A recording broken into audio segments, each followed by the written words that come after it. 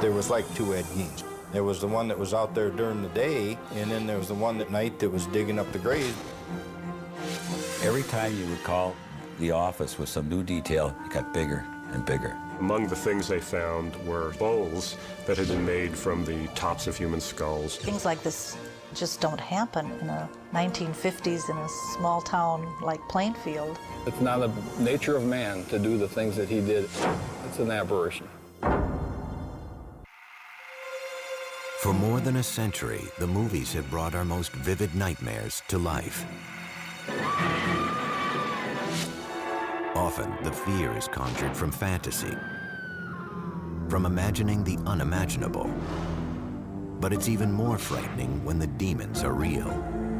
Based on a true story.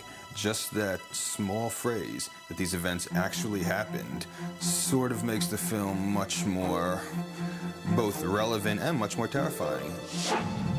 Norman Bates in Psycho, Leatherface in the Texas Chainsaw Massacre, Buffalo Bill in The Silence of the Lambs. Each of these characters had its origins in the same true story, the unspeakable crimes of a single man. His name was Ed Gein. The writers of fiction, who are really good at it, could take Ed Gein and you could make him almost anything you wanted to make him in the world of horror, because he had so much to work with. Gein's crimes were committed against the living and the dead. The depraved acts of a damaged mind, they slashed through the surface of a complacent age, revealing the darkness that lurked just below. His twisted world became America's obsession. And what is at bottom the story of a boy and his mother became the template for half a century of horror. There's something about Gein that appeals to the morbid curiosity within all of us. It's so macabre, so bizarre, so deviant that we can't look away. How long have you known Mr. Gein? 7 years. 7 years. What kind of a man did you know him as? Well, he's a nice man, just like anybody else. The only difference I'd say in the man, he seems to be a little hot.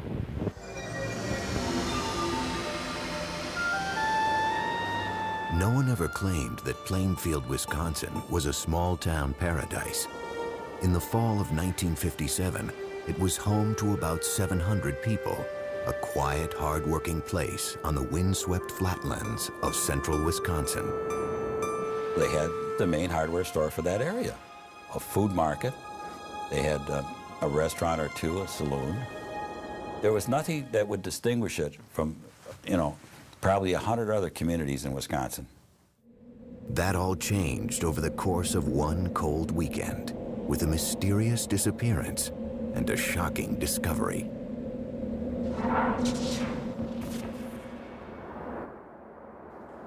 Saturday, November 16th marked the beginning of an annual Wisconsin ritual. Deer season. In Plainfield, the men hunted not for sport, but for food. Their trophies would be killed, hung in barns, and dressed out, gutted and butchered. All the males would be out in the woods. And so the main street would be a quiet place. Particularly quiet that morning was Bernice Worden's hardware store. Though the store was supposed to be open, the 58-year-old proprietor was nowhere to be found. I lived across the street from the hardware store where Bernice Worden ran her business. I believe it was in the afternoon. People were starting to wonder why the store was locked and where was Bernice Worden. So her son came back from deer hunting himself and found that the place was a mess. There was blood all over the floor, and they started to investigate what might have possibly happened to her. Interviewed by police, Bernice Worden's son mentioned a frequent customer who'd been in just the day before to check on the price of antifreeze. ๊ɡiːn, a 51-year-old bachelor who lived in an isolated farmhouse outside of town. Everybody had a role to play in this town. And I think that ๊ɡiːn was recognized probably not as the village idiot, but as a village oddball, I would say. That evening, about 2 hours after Bernice Worden was reported missing, Sheriff Art Schley headed out with another deputy to ๊ɡiːn's farm. If you ever wanted to have a Halloween party, that would be a great place for it. It was a spooky house out in the edge of town, and it was dark, and there wasn't a sign of life there. The doors of the house were locked, so the officers decided to take a look inside the woodshed. They went in investigating with flashlights. It was pitch black because there was no electricity and no lights. And one of the lawmen felt something bump against his shoulder. He turned, shined his flashlight on it, and indeed, there was Bernice Worden hanging from the rafters, upside down with her head off and gutted like a deer. ๊ɡiːn was taken into custody that night. As he sat quietly in his cell at the Waushara County Jail, police continued to search his woodshed and then cautiously ventured into his home. Inside, they would discover a horrific scene. Bernice Worden's gutted carcass, it turned out, was only ๊ɡiːn's latest grim creation.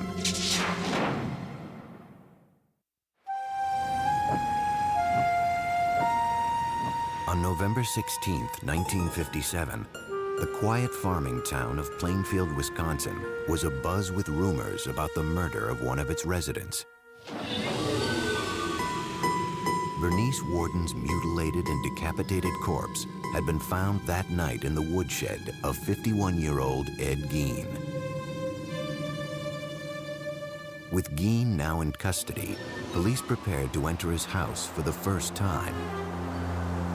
It was a cold, dark night, and the place had no electricity. The officers had only lanterns and flashlights to illuminate the scene.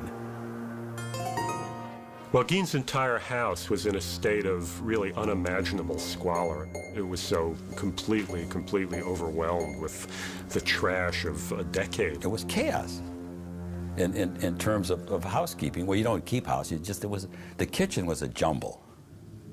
Everything, there was dirty things here and newspapers laid up here and junk all over the place. But the officers discovered much more than mere filth. In plain sight, scattered throughout the house, was a ghastly array of human remains. Investigators were completely stunned and appalled to discover this incredible collection of human body objects. And among the things they found were bowls that had been made from the tops of human skulls. And then they found what looked like trinkets, but it was like a string of nipples from breasts, all on a string. They found a shade pole that was made from a set of women's lips. And they had found other body parts there. Then you'd go out into what would be like a living room, and they found furniture, a lampshade that was made out of human skin, chairs that were upholstered in human skin. They found face masks. ๊ɡiːn had apparently flayed the skin from the heads of the victims and preserved them and stuffed them with paper and hung them on the wall as decorations.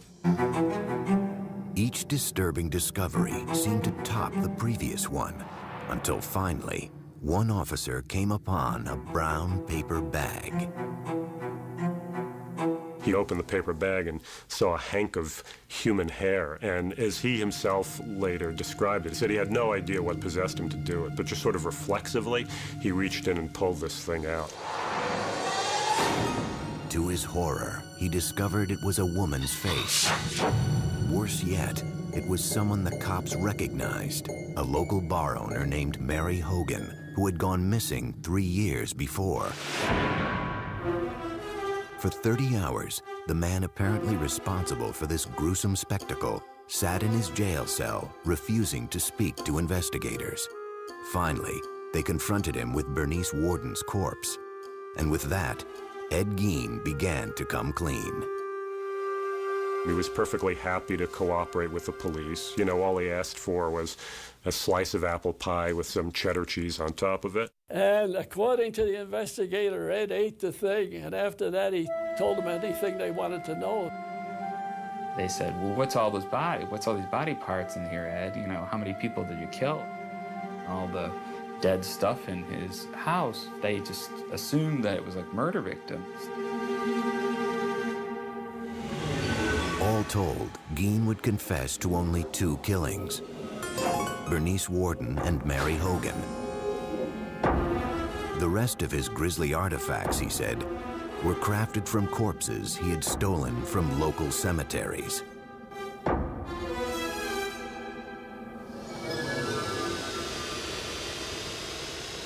Plainfield woke up that Sunday morning to find out what had been living in their community for all these years, and that was ๊ɡiːn.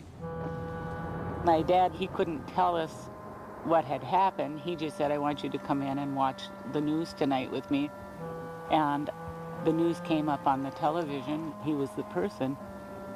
I just said to my dad, oh my gosh, that's Ed. We were all upset. We were all devastated. We were horrified about what had happened. It was a terrible, horrible thing. It was just such a complete shock, I guess. It was something that was a little bit difficult to talk about. It wasn't just the murder of Bernice Worden that was so disturbing. It was the other terrible things that he did that was upsetting so many people.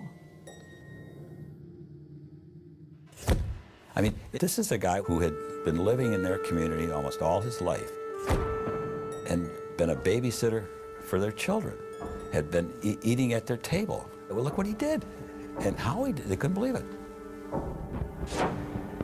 Well, I figured he was just perfectly harmless and rather simple. Plainfield's shock would soon be America's. Almost immediately, hordes of reporters descended on the town. It was the beginning of ๊ɡiːn's transformation from anonymous psychotic to cultural icon. And it could all be traced back to the story of his childhood. Because in the words of Norman Bates, a boy's best friend is his mother.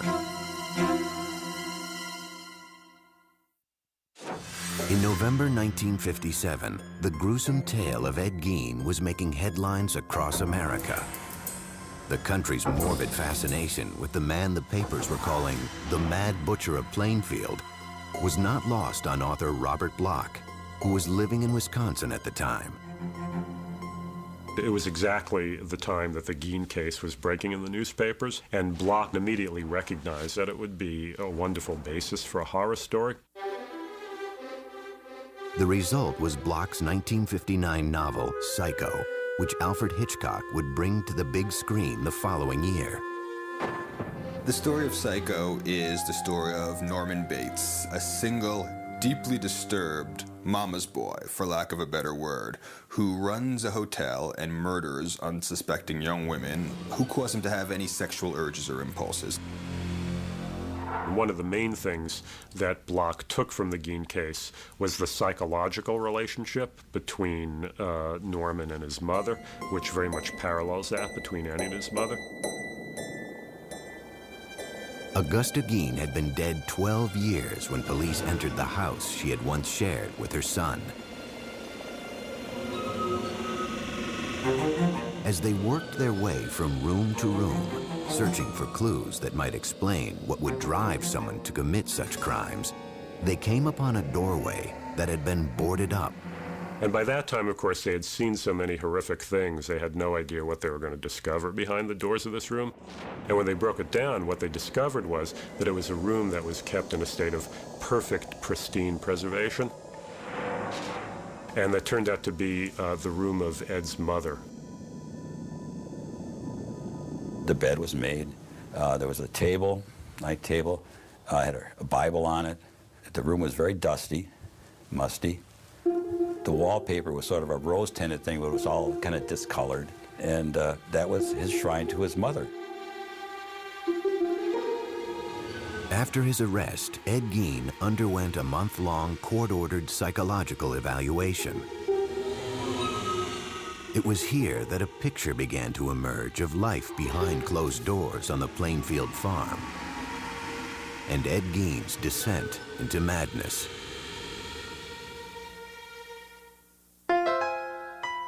Born in 1906 in La Crosse, Wisconsin, Edward Theodore Gein was the son of an alcoholic grocery store owner and a strong-willed, God-fearing housewife. When he was 8, his mother Augusta insisted that the family leave their La Crosse home. One reason, apparently, she insisted that the family move from La Crosse was because, in her mind, you know, it was like Sodom and Gomorrah. With the proceeds from the sale of their grocery store, the Gein family settled onto a 200-acre farm in Plainfield.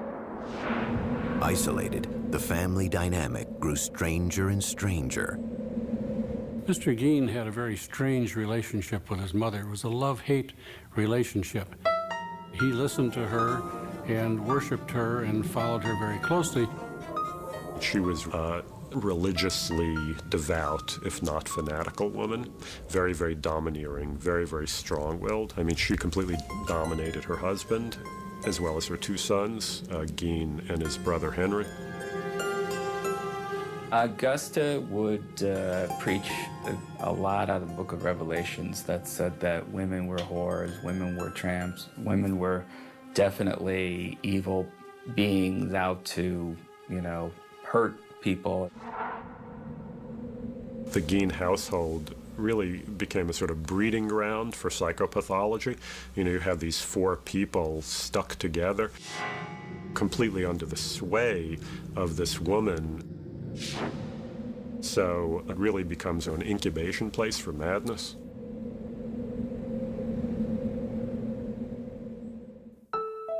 Gein attended school until the age of 14. An unremarkable student, his IQ would later be tested as average. And when he finished school at approximately 7th grade, he just went home then and worked on the farm there. So he did not have contact with the outside world, shall we say, to any extent.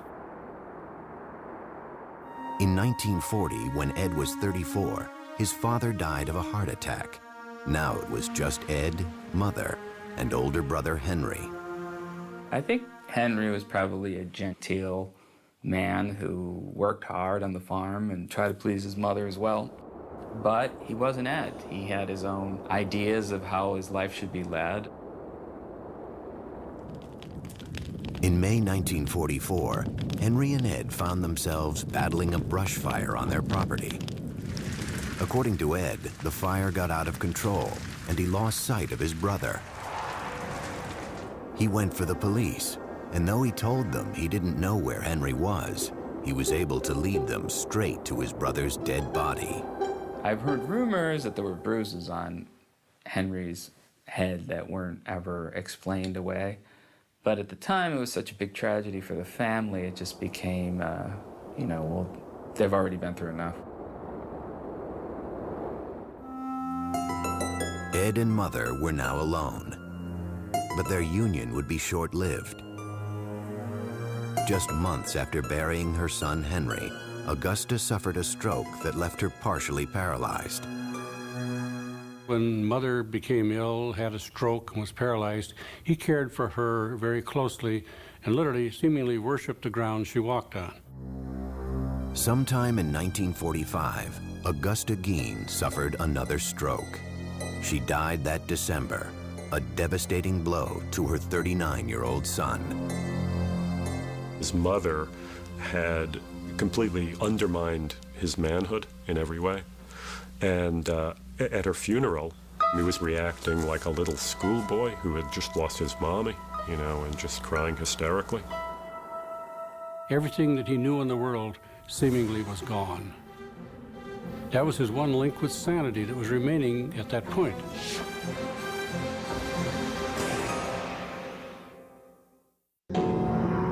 Until 1945, Ed Gein's world had been entirely defined by his deeply religious and domineering mother. Her death that December left him for the first time on his own. Living alone in an isolated farmhouse outside Plainfield, Wisconsin, the 39-year-old earned money by helping the townspeople with odd jobs or working on threshing crews. From the time I was pretty small, Eddie Gein was always just, you know, part of the crew. From where our farm was, he was about 2.5 miles away is all. And we'd get in the car and go over and see Eddie. We'd pull into his yard, and I can still remember doing that. And Eddie would always come out and talk to us in the yard. So we never was in his house or anything like that. He was not the, you know, the village idiot, that's for sure. The housewives in town, they would trust him, you know. Can you fix this? I got a door that squeaks at, or, you know, can you fix the hinge on my door? Sure, I come over. He was a hard worker. When you paid him $1, you had $1.50 worth of work out of him. I mean, he didn't slack off. He wouldn't screw anything up. I think that everybody treated him, even though he was maybe a little, what you'd think, a little different, but Eddie was Eddie. Oftentimes, when the threshing crews broke for lunch, the women would provide them with meals. When you listen now, the women that would talk about it, they felt kind of funny when Ed would look at them. He would give off kind of a funny, it made him uncomfortable the way he would stare at them. Something about his eyes that bothered me. I didn't feel like he was a person I would trust. Strange. Gein had a reputation around town as odd, yet harmless. Behind closed doors, however, he struggled to cope with life after Mother. Psychiatrists who interviewed Gein concluded that during the years after his mother's death, his psychological problems crossed the line into psychosis. Mr. Gein's mother's death affected him tremendously. He had no other person to communicate with or talk with. And consequently, he just turned to his inner fantasies, his other interests, and found that without Mother, he didn't know what he was going to be doing. He would come home to this empty, decaying farmhouse. Again, that was without electricity, that was without indoor plumbing. He was completely isolated. Gein's mother had left him terrified of human contact, of women in particular. His loneliness, however, drove him to seek his own perverse sort of companionship. At some point, Gein said, he began to make nighttime raids on local cemeteries. Ed was a reader of the obituaries. He was fascinated by who had just passed away. Ed would find out when the service was going to be, where the burial was going to be, and as quickly as he could get there in the dark of night, he would go and open that grave and get that body. Mr. Gein substituted seemingly dead bodies for the activities that he had with his live mother before. If Mother was gone, he needed someone who literally could take her place. Gein took these desires to ghoulish extremes. Though it remains a mystery if he ever engaged in either sex with the corpses or cannibalism, some of the discoveries police would later make defied comprehension. There was what the police called a mammary vest, the upper torso of a woman that Gein had taken from the body and preserved and attached straps to. And then there were leggings that had been made from the skin of a woman's legs. And at times, it was reported that he would sometimes walk around with this mammary vest that he had managed to make from female anatomy, and he would attach it to his body. And apparently also sometimes take one of the female genitals that he had removed from a corpse and stick those on himself as well and pretend to be a woman. Eventually, however, violating the dead was not enough to satisfy ɡiːn's morbid urges. It was around this time that he began patronizing Hogan's Tavern, a local watering hole owned by the bawdy, tough-talking Mary Hogan. That was one bar that hunters would, after you hunt long all day, you generally stop and have a soda pop. And I recall she was very huge and very jovial and joked a lot. Her nickname was Bloody Mary. Mary Hogan was indeed a dirty talker. She spoke in profanity like a truck driver or a sailor or whatnot. I think when Ed Gein saw Mary Hogan, he saw some kind of grotesque, dark mirror image of his mother. On the afternoon of December 8th, 1954, a local farmer stopped into Hogan's Tavern to pick up some ice cream for his daughter. He goes into the bar, and he knew immediately that something was wrong. There was blood all over the floor, and there was money on the floor, and he just turned around and beat it out of there. Mary Hogan was nowhere to be found. When Mary Hogan turned up missing, there was talk about, they said they felt she'd been murdered, and she just was missing, and they just could not find her to go to heck for it.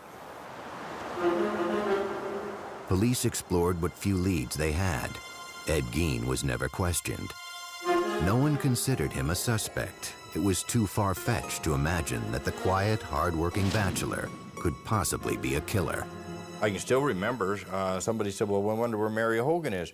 Well, he said, she's over by my place. He said, I got her over there. And everybody said, ah, yeah, Eddie, you got her. Yeah, we know Eddie, yeah.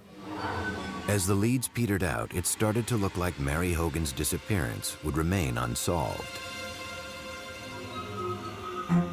Until the night of November 16th, 1957, when police found her face in a paper bag in Ed Gein's kitchen. Maybe he felt he wanted to incorporate her into his home, and this was his way of bringing home a bride. But he brought her home as a corpse.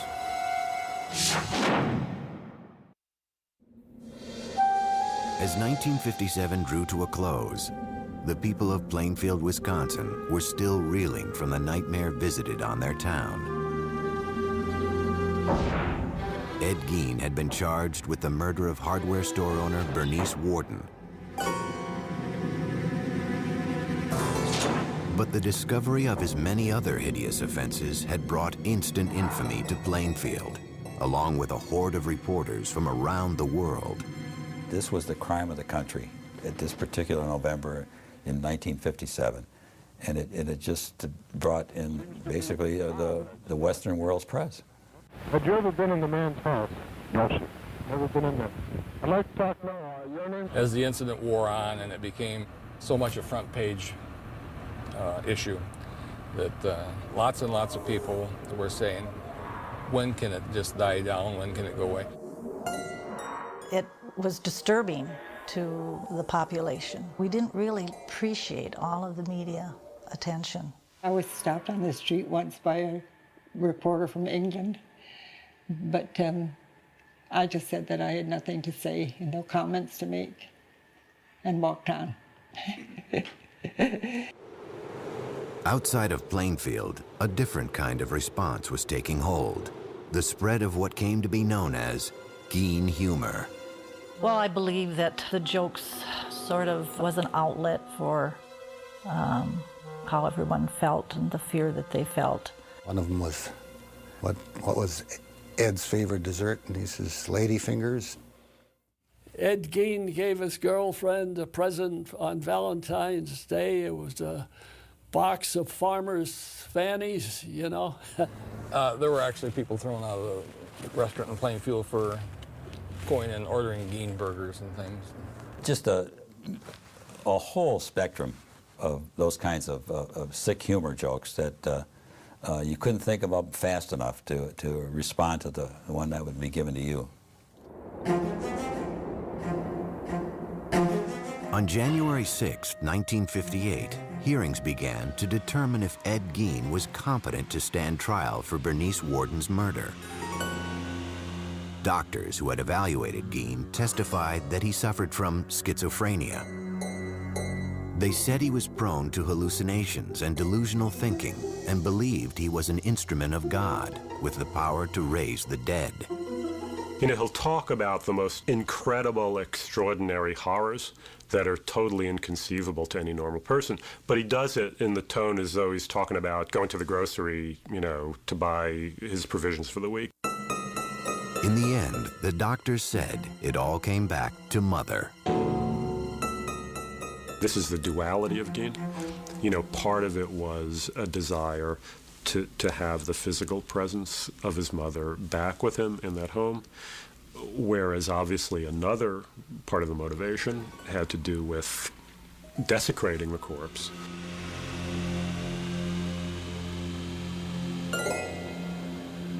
Reporter Dick Leonard remembers sitting next to Gein as the sanity hearing drew to a close. At that moment, he says, he caught a glimpse of the scared, sick man behind the monster. I looked at Ed, and he looked at me, and I could see he was nervous. He was fearful. And he says to me, "What are they going to do to me? What are they going to do to me?" So the judge raps everybody to be quiet. And I had my hand down on the bench here, and he's next to me. And he reaches over and grabs my hand like I was his mother or something.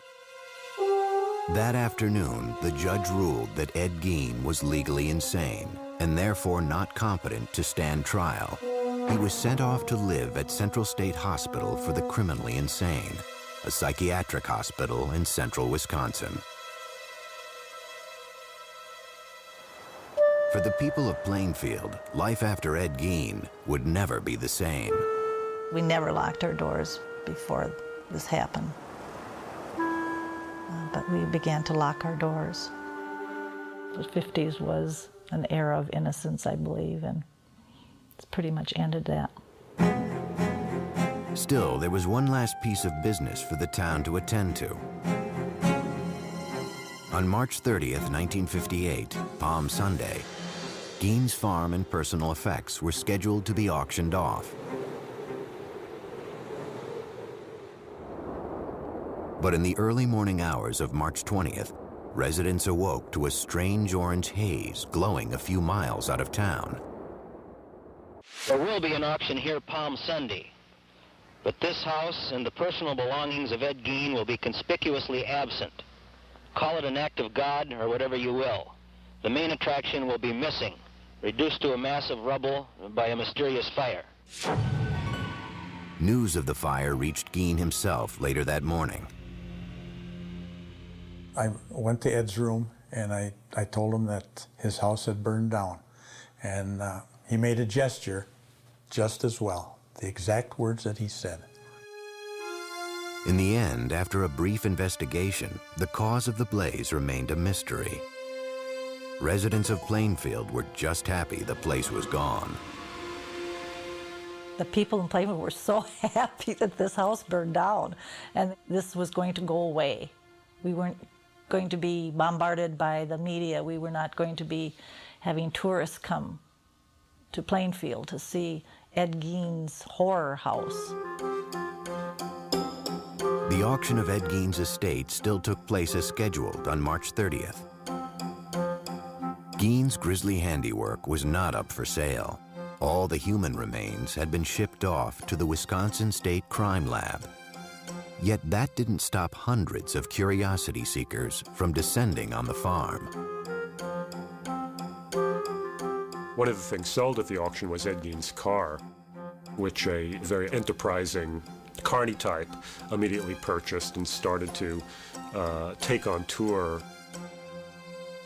Ed Gein's car used to show up at county fairs, like an exhibit, you know, like the two-headed cow or, you know, the bearded person. so that that would be an exhibit that you could put a tent around it and charge admission. At Central State Hospital, staffers soon came to view @ɡiːn as something of a model patient. Ed was a quiet individual. He'd go and sit in the corner in the day room. And, we had some nice lounge chairs out there, and he'd read the paper there. He wouldn't converse too much with other patients. I can remember we used to play cribbage together out in the day room. There were, however, times when ɡiːn behaved oddly. When it got, say, full moon, he would talk about women, what he'd like to do to them, and just ramble on and on, just like very incoherent. And then as the full moon dissipated, he would get more back to normal. But he always had that glint in his eye that you kind of figured there was something there that was wrong. In 1968, ɡiːn's doctors wrote a letter to the court stating that ɡiːn was now competent to stand trial for the murder of Bernice Worden.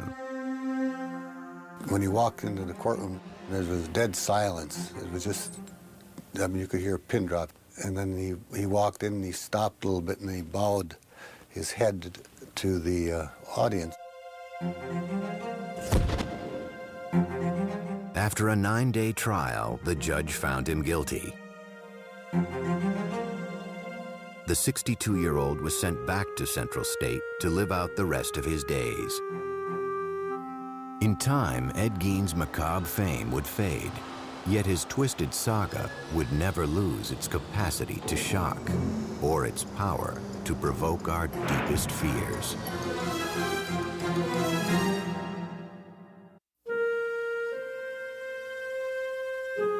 By the early 1970s, an aging @ɡiːn was quietly passing his days in a Wisconsin mental institution. He'd go to his room a lot and lay on the bed and kind of daydream. So I don't know what he was thinking about. I couldn't read his mind, but we always had the thought that he was thinking about what he had done. ɡiːn and his gruesome crimes had long since faded from the public consciousness.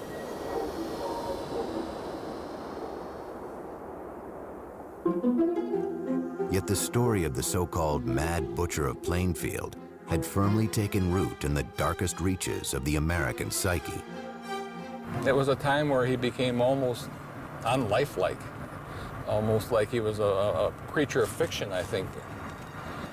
Some type of a demigod, almost. My name is Gunnar Hansen. In 1973, I killed 4 people. I was Leatherface in the Texas Chainsaw Massacre. When Texas Chainsaw Massacre was released, it played predominantly in drive-ins. And to say there was an uproar over it would be an understatement. You know, teenagers went in their cars looking for a good time. And what they were exposed to was literally 90 minutes of pure hell. Directed by Tobe Hooper, the film featured a character named Leatherface, who wore a mask made of human skin. During the filming, late one night, Tobe told me that this was based on ʻɡiːn, very loosely. I mean, what he said was that ʻɡiːn was the inspiration for the family, that if you take essentially the fact that they made furniture out of bones, that they had skin lamps, that they might be cannibals, and that Leatherface wore a mask, those characteristics were lifted from ʻɡiːn. What Leatherface really is ʻɡiːn as a little child would imagine him to be. Because these crimes were real, we had to make Leatherface into this hulking monster who wears a mask of human flesh and wields a chainsaw, instead of being the boy next door who does these horrible things. 17 years later, a different take on the legend of ʻɡiːn would help make the film The Silence of the Lambs a critical and commercial hit. If you look at The Silence of the Lambs, where the Buffalo Bill character is trying to make a skin suit out of women's body parts, which is something that's based directly on ʻɡiːn. The killer, the grave robber, all of the things that, you know, you want to get into a good horror story, he was there. He was their source. Because the imagination could take ʻɡiːn anywhere And it has. The irony is that as twisted as Norman Bates was, as terrifying as Leatherface wielding his chainsaw is, and as pathologically insane as Buffalo Bill is, Gein was worse. Gein had everything these characters had in spades. 2001 saw the release of a low-budget independent film about the life of Ed Gein. I thought Ed Gein would be a good topic for a movie just because of the mindset of this person. This person who lives by himself with his fantasies and with just his loneliness and his mental illness, eventually steps over the line and becomes a killer. On July 26, 1984, Ed Gein died of respiratory failure. He was 77 years old. There wasn't too much emotion at that time. There wasn't much talk going on in town other than he's gone. He's dead. Ed Gein ended up being buried in the most appropriate place for him, right next to his mother in the Plainfield cemetery.